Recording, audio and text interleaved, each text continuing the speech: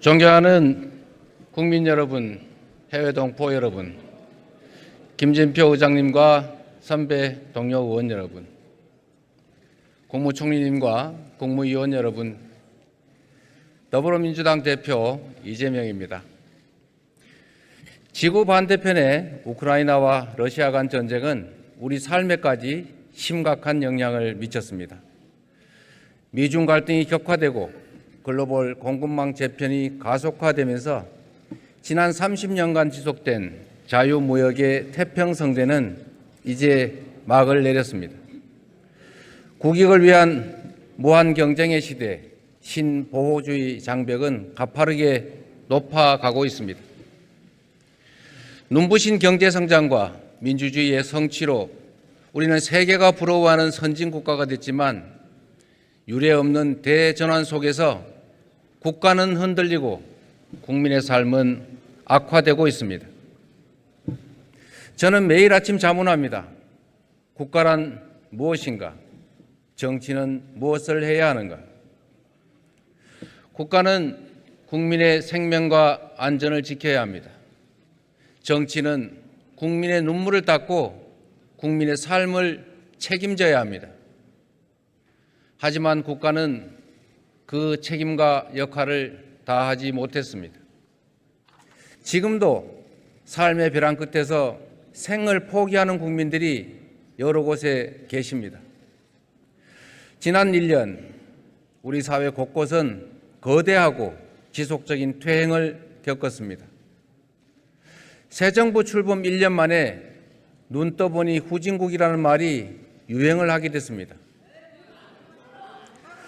민주공화국 주권자의 자리는 권력자가 차지했고 정치는 통치와 지배로 대체됐습니다.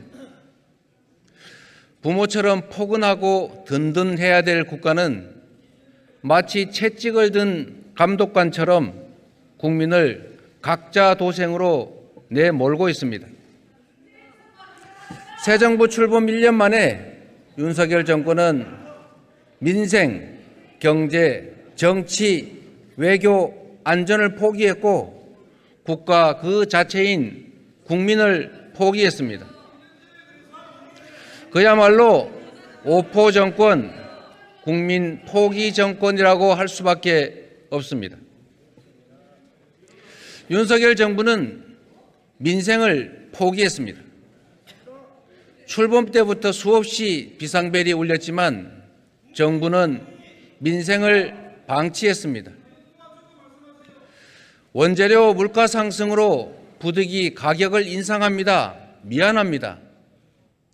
골목마다 사정하다시피 내건 이런 안내문들이 즐비합니다. 라면과 김밥 한 줄 먹으려면 10,000원이 넘는 현실. 분식집도 부담스러운 학생들이 발길을 돌립니다. 30년 넘게 사우나를 운영했던 사장님은 치솟는 가스비와 전기요금 때문에 끝내 폐업했습니다. 카페를 운영하는 40대 부부는 전세대출 원리금, 생활비, 교육비 때문에 신용불량자가 되고 말았습니다. 가계부채는 이제 시한폭탄입니다. 올 1사분기 가계부채 총액이 약 1,854조 원입니다. 한국은 세계 34개 주요국 가운데 가계빚이 GDP를 넘는 유일한 나라입니다. 하지만 정부는 마른 수건 쥐어짜듯이 서민과 중산층을 쥐어짜면서 민생 고통을 가중시키고 있습니다. 코로나 시기에 서민 살림을 지원하고 골목 상권을 그나마 버티게 해준 지역 카페 예산, 정부가 지금 전액 삭감하겠다고 합니다. 공공기관 채용을 6년 만에 최소로 줄여놓은 정부가 고용 상황이 역대 최고라고 자평하고 있습니다.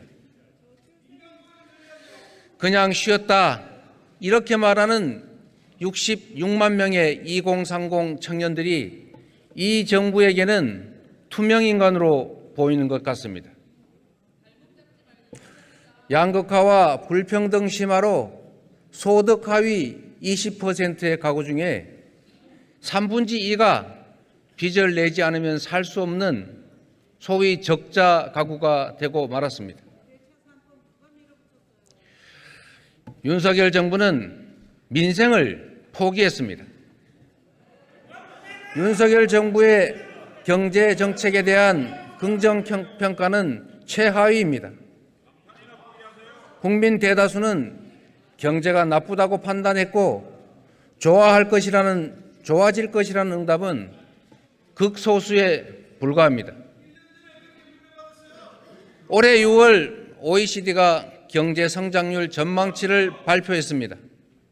세계 경제는 0.1%포인트, G20은 0.2%포인트씩 상향 조정했는데 우리나라만 3월 0.2%포인트 하향 조정에 이어서 6월에도 0.1%포인트를 또 연이어 하향 조정했습니다. 국내외 기관을 불문하고 성장률 예측치는 매번 낮아져서 저성장의 고착화마저 우려됩니다. 세계 경제는 코로나 불황을 떨치고 정상화 중인데 유독 우리 경제만 후퇴 중입니다. 우리의 핵심 먹거리인 반도체 수출이 급전직하하면서 무역 수지는 15개월째 적자입니다. 최대 흑자국이던 중국은 이제 최대 적자국으로 전환했습니다. 수출로 살아온 대한민국이 수출에 발목 잡힌 나라가 됐습니다. 시장이 알아서 할 것이다, 이런 자유방임적인 사고로는 이 세계사적인 전환의 파고를 결코 넘을 수 없습니다. 그런데도 정부는 구체적 대안도 없이 막연하게 내년이면 회복될 것이다, 이렇게 주장합니다.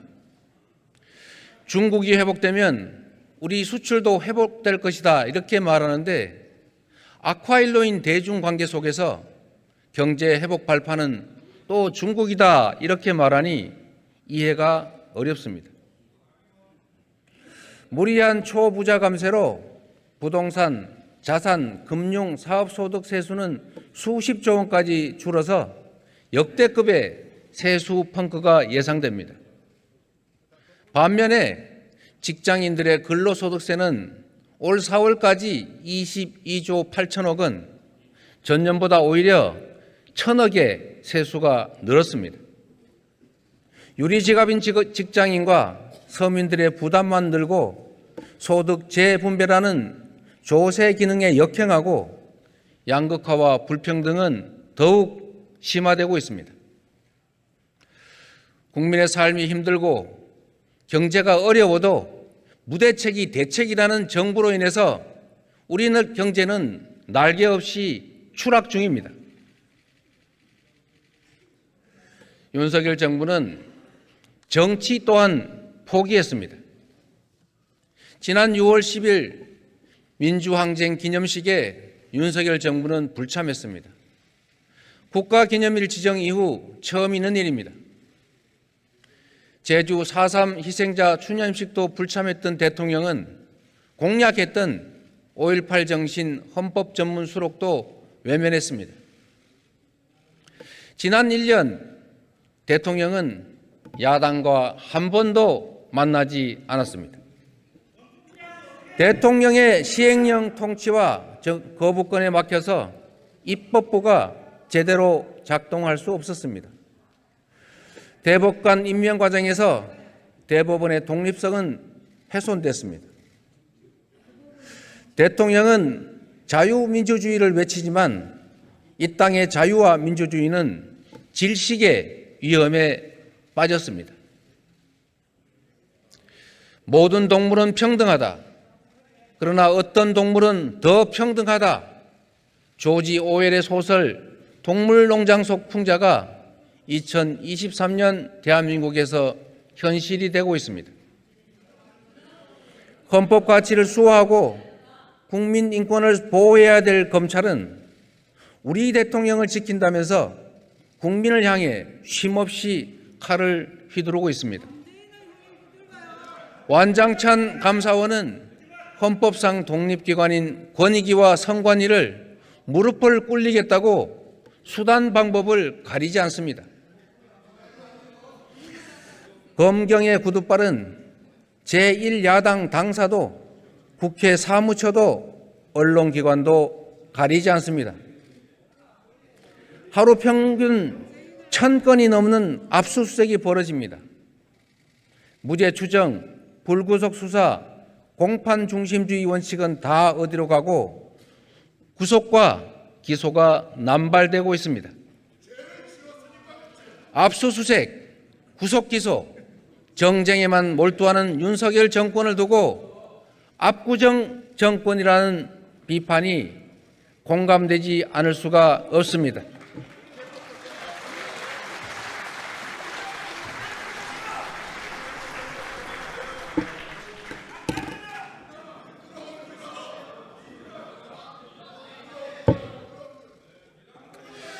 정부의 제1소명은 국민을 편안하게 하는 것인데 이 정권은 힘없는 국민들에게 매일같이 죄를 묻습니다. 오늘은 양회동 씨가 삶을 등진 지 49일째 되는 날입니다. 노동자의 권리를 위해서 싸워왔던 자신을 공갈 협박범으로 모는 정부를 용납할 수 없다면서 구속심사 직전에 자신의 생명을 던졌습니다. 하지만 정부 누구도 이 죽음에 대해서 반성하거나 책임지지 않습니다. 대통령이 말하는 우리 국민에는 정부와 생각이 다른 노조, 시민단체, 국민은 포함되지 않는 것 같습니다. 제4의 권력이라는 언론 상황도 결코 예외가 아닙니다. 감사원이 1년 내내 감사하고 망신을 준 것도 모자라서 임기 2달도 남지 않은 방송통신위원장을 굳이 해임했습니다. 그 자리에 MB 정권의 언론 탄압 선봉장이자 언론 장악 기술자를 앉히려고 합니다. 드라마 더 글로리에 버금가는 학폭 사건인데 이 정부의 인사검증 시스템에서는 문제가 되지 않는 것 같습니다. 윤석열 정권은 마치 오늘만 사는 것처럼 무소불위의 권력을 휘두르고 민주주의를 질식시키고 있습니다. 삼권 분립은 무너지고 입법, 사법, 행정 간의 견제와 균형은 이제 교과서에나 있는 얘기가 되고 말았습니다. 모든 국민은 자유롭다. 그러나 어떤 국민은 더 자유롭다. 이게 바로 오늘 대한민국의 정치 현실입니다.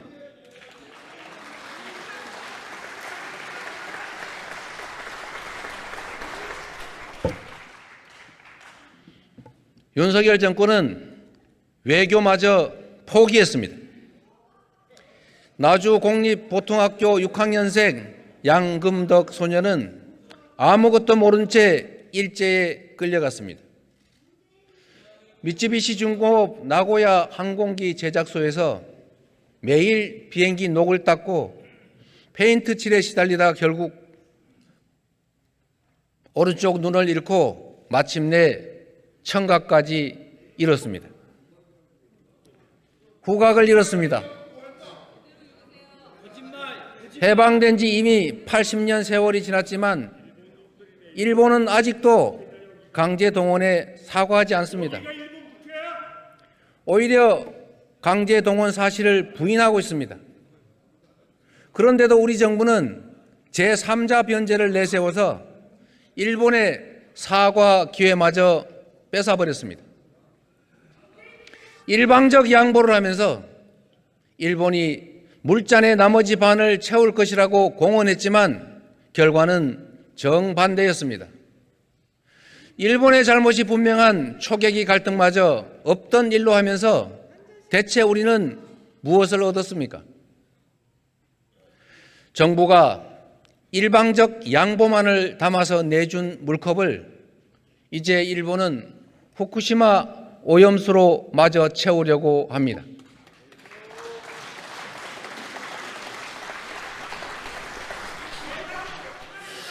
희석된 핵 오염수를 마실 수 있다, 이러는 한덕수 총리님의 말씀처럼 오염수 안전성 홍보에 우리 정부가 일본 정부보다 오히려 더 나서고 있습니다.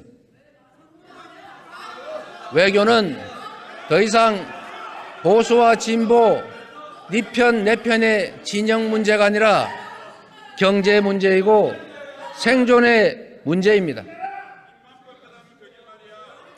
외교에는 국익 중심의 전략적이고 신중한 접근이 반드시 필요합니다.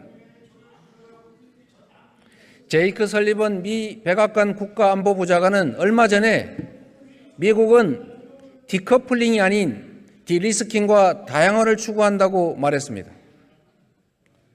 어제는 블링컨 미 국무장관이 베이징을 방문했습니다.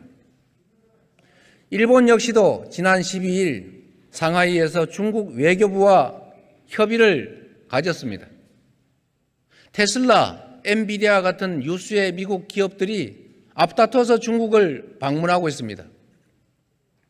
우리도 한미 동맹과 협력을 강화하는 한편으로 경제와 인생의 조속한 안정과 회복을 위해서 중국과의 공급망 협력 체계를 꼼꼼하게 다시 챙겨가야 합니다.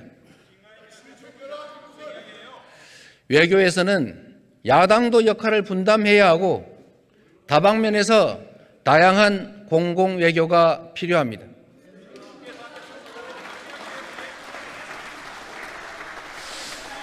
지난주에 민주당 민생경제위기대책위원회가 중국의 전국인민대표대회 외사위원회, 국제무역촉진회, 국무원 발전연구중심 등을 방문했습니다. 그리고 이 자리에서 중국 단체관광 제한 완화, 한국 기업의 중국 진출입 시의 불평과 차별의 해소, 상호관광과 비자 확대, 한류 등의 문화예술 규제 완화, 인적 교류 확대 등을 요청했습니다.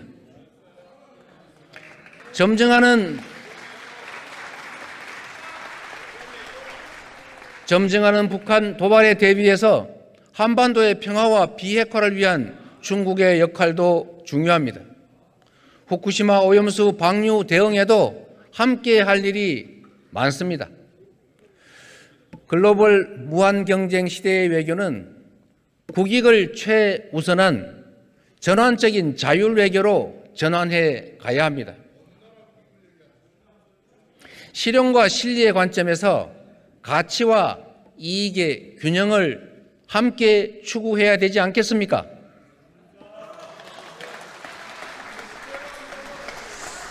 이념 중심, 진영 중심의 맹목적 편향 외교는 결코 답이 될 수 없습니다.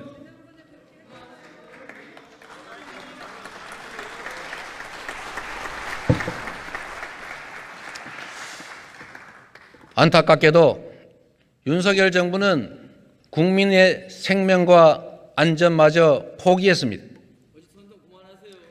2022년 10월 29일 이태원에 국가는 없었습니다. 최초 신고는 무시됐고 수차례 구조 요청에도 불구하고 아비규환 속에 믿을 수 없는 참사가 벌어졌습니다. 234일이라는 긴 시간이 지났지만 국가는 아무도 책임지고 있지 않습니다. 수사 후 결과에 따라 조치할 것이라 말했지만 책임지겠다던 당사자들은 안면을 바꿨습니다. 국민 안전의 무한 책임자인 집권 여당은 야사당이 발의한 이태원 참사 특별법을 반대하고 계시지 않습니까? 참으로 비정합니다. 지난주에 일본이 후쿠시마 오염수 방류시설 시운전을 시작했습니다. 우리 어민들은 후쿠시마 오염수 방류는 사형 선고라면서 반대를 할 뿐만 아니라 대책을 요구하고 계십니다. 하지만 정부는 국민의 불안과 우려를 괴담으로 치부하고 사법 조치하겠다고 위협하고 있습니다. 당당하지 못한 처사입니다. 비겁한 처사 아닙니까?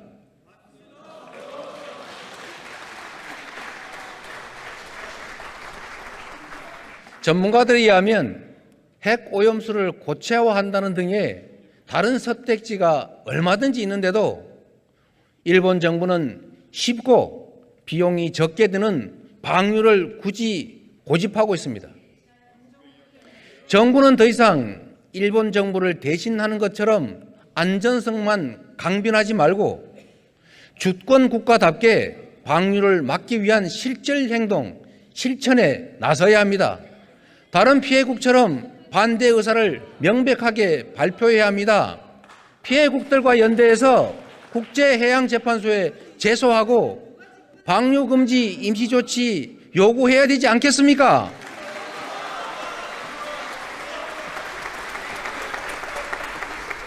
비용이 문제라면 방류를 반대하는 국제사회와 함께 보관 비용을 지원하는 것도 고려해야 합니다. 말도 안 되는 얘기 같지만 방류를 허용할 경우에 생기는 대한민국의 피해보다는 오히려 그것이 더 적은 비용일 것이다. 천문학적 방류 피해를 피하는 현실적인 방안이 될 수도 있다는 생각입니다.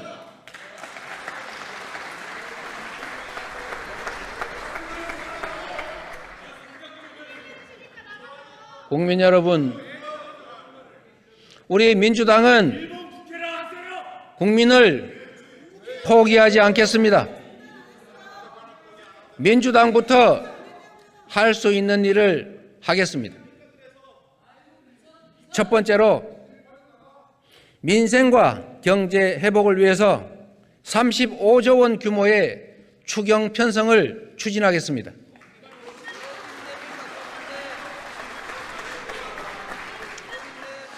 고금리로 절벽에 내몰리는 서민들부터 구해야 합니다. 금융 취약계층에 대한 긴급 생계비 대출, 중소기업 자영업자에 대한 이자와 고정비 지원에 약 12조 원 정도가 필요하다고 판단합니다. 치솟는 물가와 에너지 요금 부담에서 서민들을 보호해야 합니다.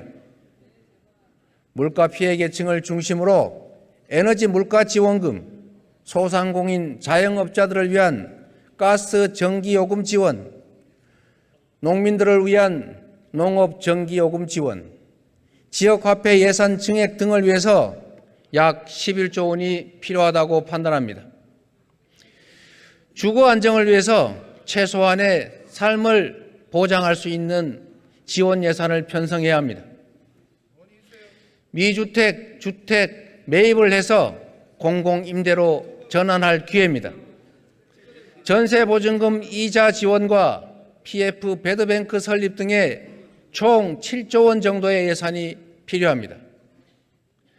경기 불황기가 바로 정부가 활동할 때입니다. 추락하는 경제를 살리기 위해서 신속한 경제 회복 프로젝트를 가동해야 합니다. R200 대비와 같은 재생에너지 인프라 구축, 미래 성장을 위한 디지털 인프라 구축, 경기 회복을 위한 SOC 인프라 구축 등에도 4조 4천억 정도가 투입돼야 합니다.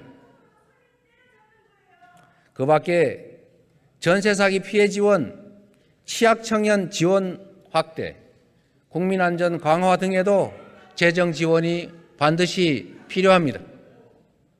정부가 의지만 있다면 세계잉여금, 업무추진비나 특활비 감액, 불용 확정된 사업의 감액 등으로 국채 발행 규모를 최소화할 수 있지 않습니까? 현재의 경기 침체 상황, 그리고 국민들의 민생 고통, 그리고 재정 운용의 효율성을 고려한다면 국채를 다소 늘려서라도 재정이 경제 회복을 위한 역할을 해야 할 때라고 생각합니다.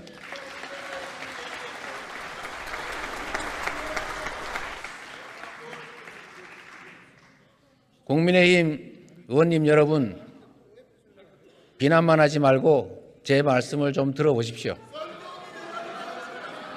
21년 기준으로 우리나라 국가 부채 비율은 51%입니다. 선진국 평균으로 117.9%의 절반에도 미치지 않습니다. 미국 128.1%, 일본 262.5%, 안정적 경제를 자랑하는 독일도 70%에 달합니다. 국가가 져야 될 빚을 국민이 대신 지는 이 대한민국의 이상한 현실은 결코 정의롭지 않습니다, 여러분.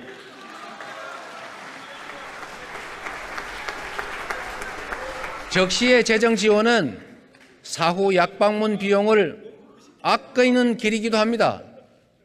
정부 여당도 추경 필요성을 이해하시고 지혜를 모아주시기를 당부드립니다. 두 번째, 전세 사기 대책을 시급하게 보완하겠습니다. 가슴에 태극마크를 달았던 30대 전세 사기 피해자가 기댈 곳 없는 현실을 죽음으로 탄원하겠다는 유서를 남기고 목숨을 끊었습니다. 그런데 국토부 장관께서는 모든 사기는 평등하다, 이런 해괴한 명언을 남기면서 전세 사기에 대한 국가 책임을 회피했습니다. 전세 대출은 국가 보증이 있어서 가능했습니다. 임대차 시장의 여러 문제는 수십 년간 방치되어 왔습니다. 전세 사기는 관련 기관들의 미비한 예방책과 제도적 허점을 파고든 범죄입니다. 해당 사태에 책임 있는 기관과 정부가 일부나마 책임을 분담하는 것은 너무나 당연한 일 아니겠습니까?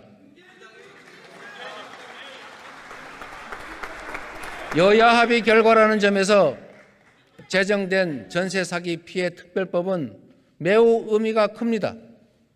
그러나 법 통과는 끝이 아닌 시작이 되어야 합니다.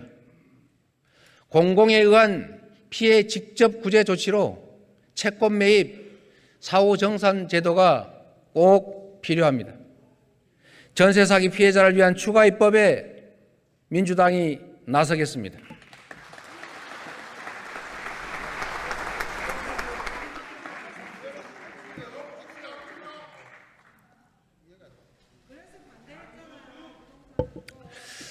민주당은 미래를 준비하겠습니다.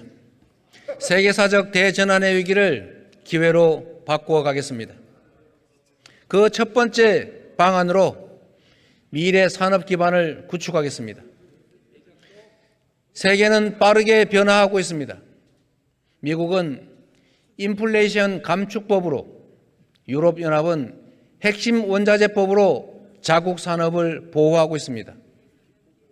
유럽연합은 수입 제품의 탄소 배출량만큼 세금을 부과하는 탄소 국경 제도를 도입하기로 합의했습니다. 유수의 기업들도 ESG 경영과 재생에너지 사용 확대에 과감히 투자합니다. 애플과 테슬라 같은 글로벌 기업들은 RE100, 즉 재생에너지를 100% 사용한 제품만 구매하겠다, 재생에너지로 생산하지 않은 제품은 구매하지 않겠다는 원칙을 발표하고 시행하고 있습니다. 2030년까지 일본 재생에너지 목표는 38%인데도 이미 3년 전에 일본을 대표하는 기업 소니는 일본 내에 재생에너지 이용률이 낮아서 일본을 떠날 수밖에 없다고 선언하고 일본 정부에 재생에너지 생산 확대를 촉구했습니다. 그런데 윤석열 정부는 우리의 2030년 재생에너지 목표를 21.6%로 되레 낮췄습니다. 한국 기업들이 RE100에 참여하지 못할 경우에 2040년이면 자동차 15%, 반도체 30%, 디스플레이 40%처럼 핵심 산업들의 수출 감소가 예상되고 있습니다. 아리백은 완고하고 높은 무역 장벽이 될 수밖에 없습니다. 수출 기업들은 재생에너지가 부족한 한국을 버리고 재생에너지가 풍부하고 값이 싼 나라로 생산시설을 옮길 수밖에 없는 현실 아닙니까, 여러분? 조만간에 일자리와 국내 총생산 그리고 국내 경제에 치명상을 입게 될 것입니다. 다급하게 된 정부가 아마도 원전을 염두에 두고 탄소 프리 100%, 소위 말하는 CF100 표준화를 들고 나왔습니다. 그런데 기업들은 냉소적 반응을 보이고 있습니다. 우리가 열심히 CF100 추진한다 해서 그거를 국제사회가 받아들일 리가 있겠습니까? 윤석열 정부가 확대 추진하는 원전, 국제사회에서 R200의 재생에너지 재원으로 인정하지 않습니다. 유럽연합도 그린 텍소노미에서 원전을 엄격하게 규제하고 나섰습니다. 2050년까지 고준위 방사성 폐기물 처리장 확보, 2025년부터 신규 원전 건설과 수명 연장 원전에는 사고 저항성 핵연료 사용, 이런 조건을 붙였는데 대한민국이 이 조건을 충족하는 것은 사실상 불가능하다는 게 현실 아닙니까? 정부의 에너지 정책의 전면적 전환을 촉구합니다. 재생에너지의 신속한 확보는 우리 산업과 경제의 생사 문제입니다. 위기는 기회로 만들어야 합니다. 에너지 위기 역시 우리 학이 따라 얼마든지 성장의 기회로 만들 수 있습니다.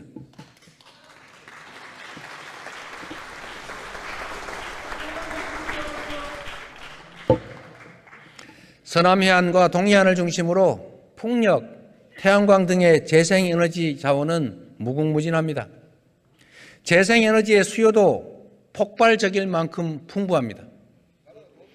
기술 수준은 높고 유동성도 자본도 풍부합니다. 산업화 고속도로, 정부화 고속도로가 산업화 시대, 정보통신 시대의 성장을 이끌어왔듯이 신재생에너지 시대를 이끌 에너지 고속도로, 쉽게 말해서 전국적인 지능형 송배전망을 대규모로 건설해야 합니다.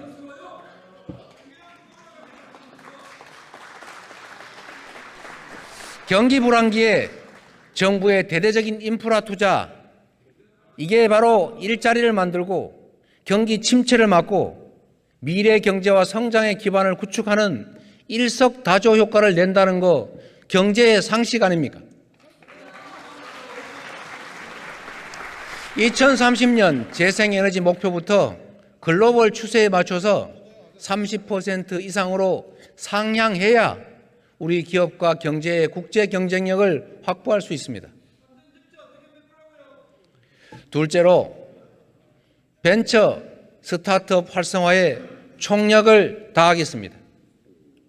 자원이 빈약하지만 인적 자원이 풍부한 우리나라는 혁신적인 제품과 서비스를 개발하는 벤처 스타트업의 성장과 육성에 생존이 달려있다, 이렇게 말해도 과언이 아닙니다. 그런데 코로나19 팬데믹 기간에도 고속 성장하던 벤처 스타트업 투자가 작년 하반기부터 곤두박질 치고 있습니다. 업계의 신음이 깊어지고 있습니다. 올해 1분기 벤처 투자는 이미 작년 동기 대비해서 60% 이상 급감했습니다. 펀드 결성도 작년 동기에 비해서 78.6%나 추락했습니다. 그런데도 정부의 모태펀드 예산은 4,135억 원으로 작년에 5,200억, 2021년에 1조 700억 원에 비해서 대폭 줄어든 게 현실입니다. 윤석열 정부는 민간이 주도하는 벤처 투자 생태계를 조성한다고 하면서도 벤처 스타트업계의 현실을 외면하고 있습니다. 벤처 스타트업이 성장하려면 국가의 뒷받침이 필수적입니다. 모든 것을 시장화라면서 민간에 떠넘기지 말고 모태펀드 확충, 세컨더리 펀드 확대, 창업 기업의 자유로운 활동을 위해서 규제 완화 특구를 만들어야 하지 않습니까? 이게 바로 정부가 할 일입니다. 쉽지 않은 일이지만 벤처 스타트업이 활동하기 좋은 나라 민주당이 최선을 다하도록 하겠습니다.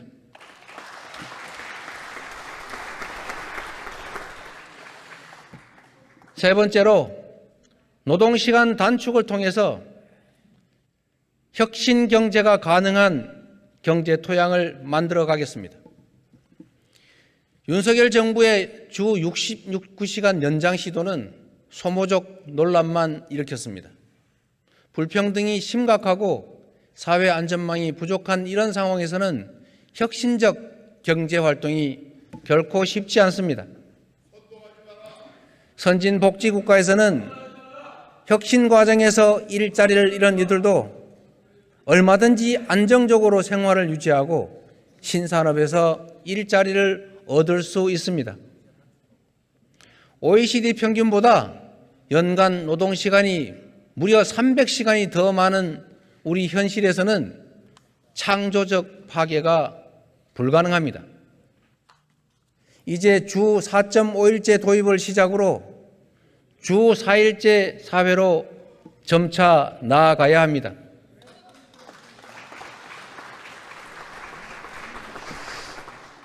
이미 유럽 여러 나라들은 주 4일제를 시행하고 있습니다.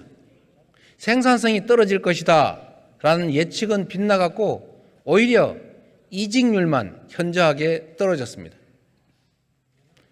미국에서도 근무 시간을 주 32시간으로 줄이는 법안이 공식 발의됐습니다. 노동시간 감축은 한마디로 글로벌 스탠다드입니다. 삼성전자도 최근 월 1회 주 4일제를 시행한다고 밝혔습니다. SK, CJ E&M, 카카오 게임즈 같은 데에 이어서 삼성전자의 부분적인 주 4일제 시행으로 우리 기업들의 근무 단축 실험도 점차 확산돼 가고 있습니다. 아무리 험해도 어려운 길이라도 가야 할 곳이라면 길을 만들어 가야 하지 않겠습니까? 없는 길을 만들어 내는 것이 바로 정치입니다. 가능한 영역부터 한 발 한 발 나아갑시다. 노동시간 단축으로 산업재해 같은 장시간 노동의 부작용을 줄이고 일과 삶이 조화되는 사회, 삶의 질과 효율성이 모두 높은 사회를 함께 만들어 갑시다.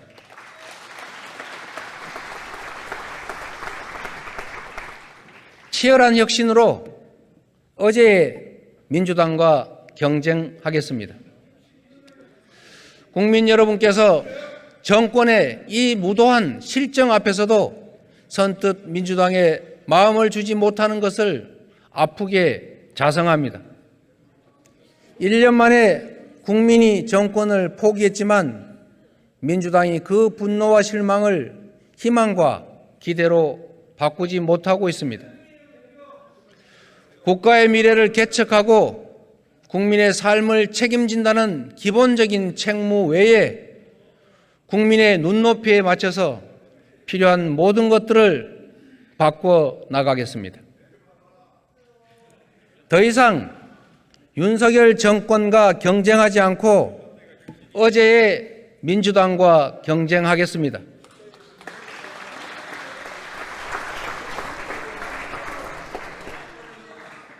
더 이상 국민의힘과 비교하지 않고 민심을 기준으로 삼겠습니다. 국민께서 민주당이 달라졌다 이렇게 느끼실 때까지 변화와 개혁을 멈추지 않겠습니다.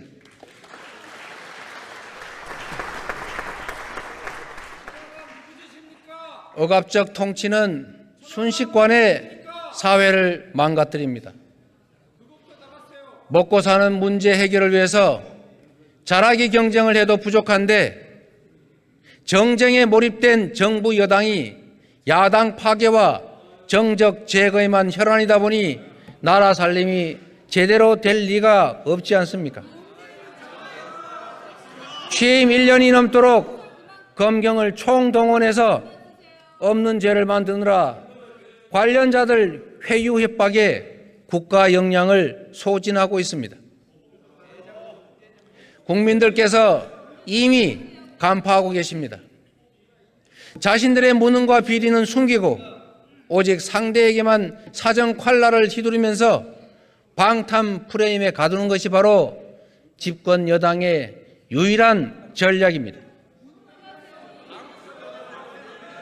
저를 겨냥해서 300번도 넘게 압수수색을 해온 검찰이 성남시와 경기도의 전 현직 공직자들을 투망식으로 전수조사하고 강도 높은 추가 압수수색을 계속하고 있습니다.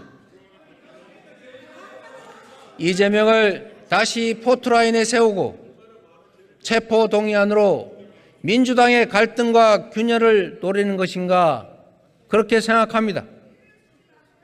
이제 그 빌미마저 주지 않겠습니다. 저를 향한 저들의 시도를 용인하지 않겠습니다. 저에 대한 정치 수사에 대해서 불체포 권리를 포기하겠습니다.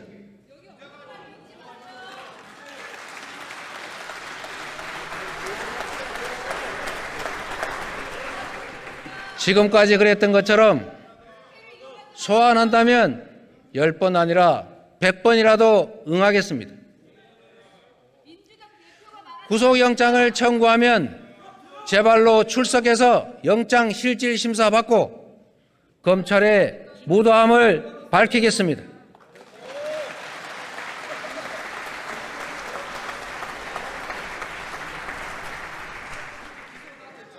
압수수색, 구속기소, 정쟁만 일삼는 무도한 압구정 정권의 그 실상을 국민들께 드러내겠습니다.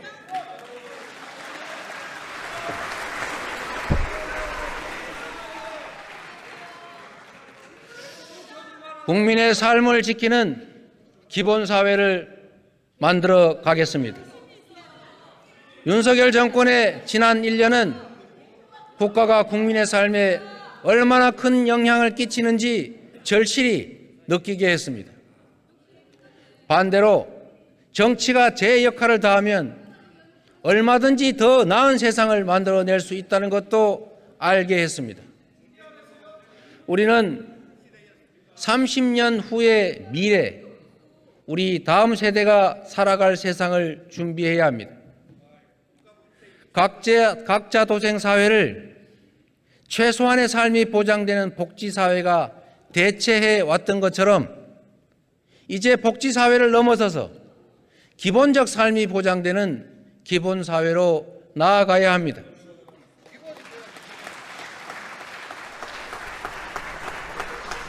원하는 모두가 일할 수 있고 노동소득만으로도 얼마든지 삶을 지속할 수 있다는 것은 이제 더 이상 진실이 아닙니다.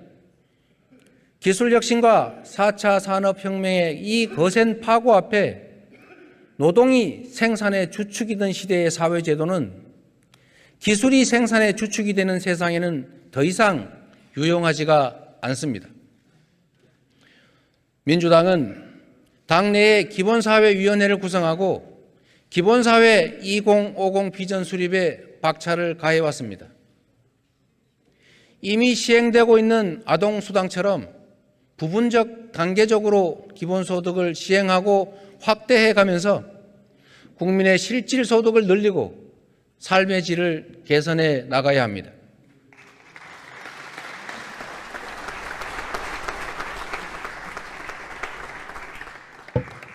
주거, 금융, 교육, 의료, 교통, 통신, 에너지 같은 국민의 다원적 욕구를 충족하는 보편적 기본 서비스를 통해서 국민의 삶에 대한 국가의 책임을 더 높여 나가야 합니다.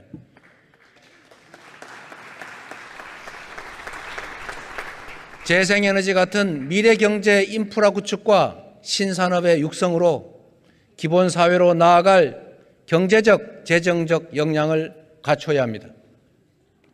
국민을 포기한 윤석열 정권의 각자 도생 정글사회를 넘어서서 안정되고 풍요롭고 희망 넘치는 세상을 만들어 나가겠습니다.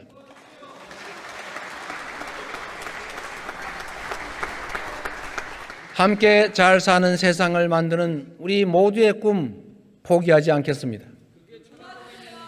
지난 1년간의 좌절과 절망을 딛고 국민과 함께 일어나겠습니다. 희망의 원천을 만들어서 30년 미래를 준비해 가겠습니다.